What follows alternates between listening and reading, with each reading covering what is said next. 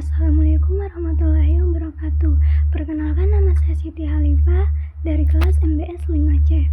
Nah, di sini saya akan membahas mengenai mata kuliah dari Culture and Social Network. Nah, di sini saya akan membahas dari definisi dari culture. Nah, di mana merujuk pada fenomena budaya yang muncul dan berkembang dan diserbaluaskan melalui teknologi digital dan internet. Nah, konsep ini mencakup berbagai praktik nilai dan artefak budaya yang membentuk atau ditransformasikan oleh pengguna teknologi informasi dan komunikasi. Nah, jejaring sosial adalah platform digital yang memungkinkan individu, komunitas, dan organisasi untuk terhubung, berinteraksi, dan berbagi informasi secara online. Nah, culture dan jejaring sosial itu saling terpengaruhi satu sama lain, karena di mana jejaring sosial menjadi tempat berkembangnya culture, sementara culture terbentuk cara orang berinteraksi di dunia nyata. Nah, di platform jejaring sosial, orang membangun identitas digital mereka, menciptakan bahasa dan cara komunikasi baru. Jejaring sosial juga membantu terbentuknya komunikasi online, di mana culture menentukan norma-norma dalam komunitas tersebut. Terus, sejarah dan berkembangnya media sosial. Nah, internet bermula berbagai jaringan yang digunakan oleh kalangan akademis dan militer dengan tujuan komunikasi dan pertukaran data. Internet pertama kali itu muncul pada tahun 1969 sebagai jaringan komputer yang dibuat oleh Advanced. Nah, adapun dampak negatifnya dari internet yaitu media sosial dapat memicu pergeseran perilaku negatif seperti kecanduan internet, terus menjauhkan interaksi tatap muka dalam keluarga dan lingkungan sekitar serta menimbulkan konflik sosial. Terus bisa juga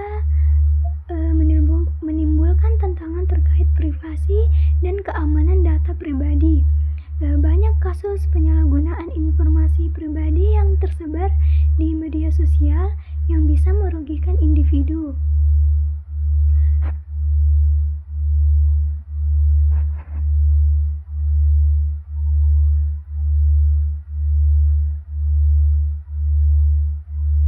Dampak negatifnya adalah media sosial menjadi sumber penyebaran informasi yang sangat cepat dan mudah. Terus, menjalin dan menjaga relasi lebih mudah tanpa batasan jarak dan waktu. Terus, mendorong ide dan kreativitas karena media sosial menjadi sarana berbagai konten yang inspiratif dan kreatif. Adapun dinamika komunitas virtual, yang dimana pengertian dari komunitas adalah sebuah kelompok sosial yang terdiri dari beberapa organisasi yang berbagai lingkungan, umumnya memiliki ketertarikan dan habitat yang sama. Komunitas dan konteks manusia individu di dalamnya dapat memiliki maksud, yaitu kepercayaan, sumber daya, preferensi, kebutuhan, risiko, dan sejumlah kondisi lain yang serupa.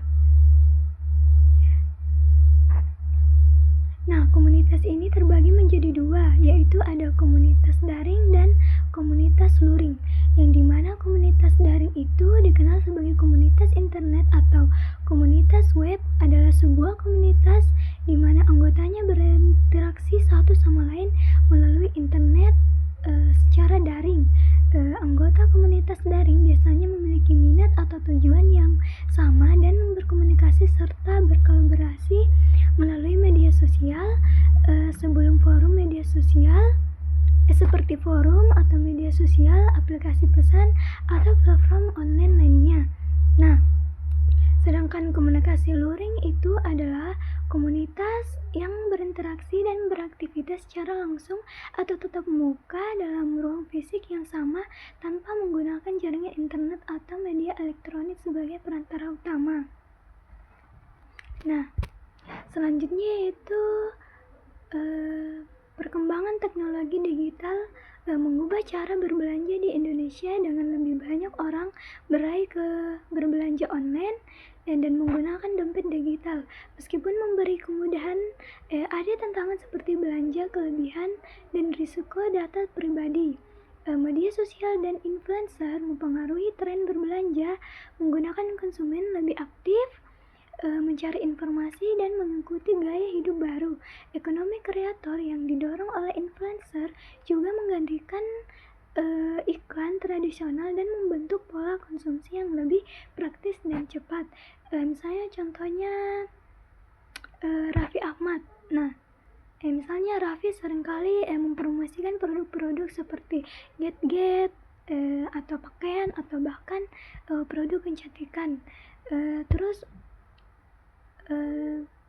melalui akun media sosial tersebut, banyak orang yang terinspirasi untuk membeli produk yang dia promosikan itu karena pengaruhnya yang sangat besar.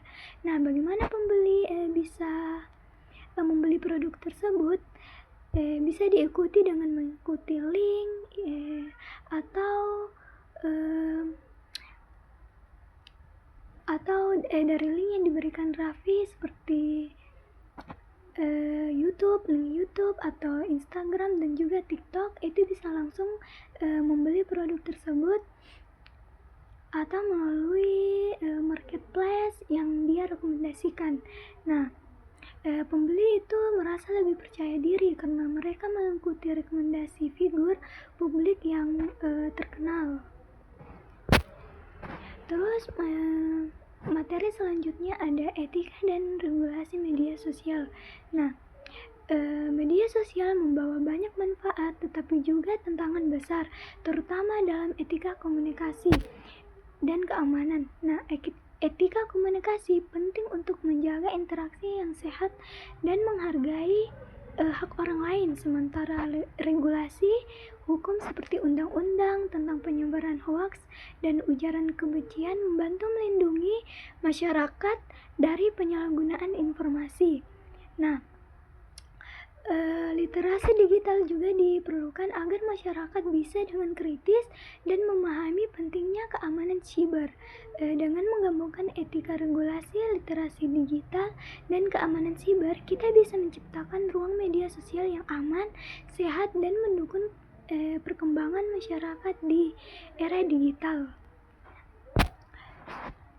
Nah, contohnya dari etika komunikasi itu seperti ketika kita berkomentar di media sosial, kita sebaiknya menghargai pendapat orang lain. Misalnya saat melihat postingan teman yang berbeda pendapat atau alih-alih yang berdebat kasar, kita bisa memberikan komentar dengan bijak dan sopan. Nah, kenapa hal itu penting? Karena ini membantu menjaga interaksi yang positif dan menghindari konflik yang tidak perlu di dunia nyata.